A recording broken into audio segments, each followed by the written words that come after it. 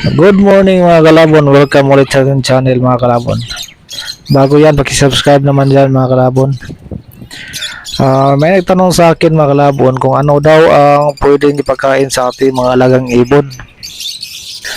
Sa pagkain sa ating mga alagang ibon mga kalabon ay number 1 yung seeds, mayroong dawa, canary at saka yung African mix. Yung African mix ay may halong oat groat at saka sunflower. Maganda yan sa alaga nating mga cockatiel at saka yung Alps African lovebirds. At pag may gulay naman kayo, pwede yun lagyan ng konting gulay. Kahit sa isang week maglagay kayo na 3 beses. At saka magbigay din kayo ng vitamins makalabon sa para kondisyon ng ating mga ibon.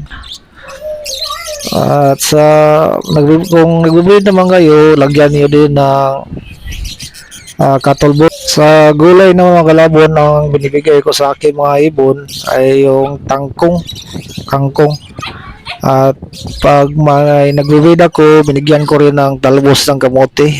Konti lang mga kalabon. Pero pag may itlog na, huwag nyo nang lagyan yung talbos ng kamote. Okay lang yan pag nagbe-breed pa, wala pa yung itlog at walang sisiw.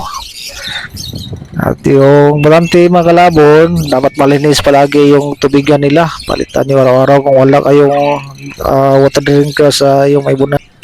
Ayan lang mga kalabon ang pinapakain natin sa ating mga alagang ibon.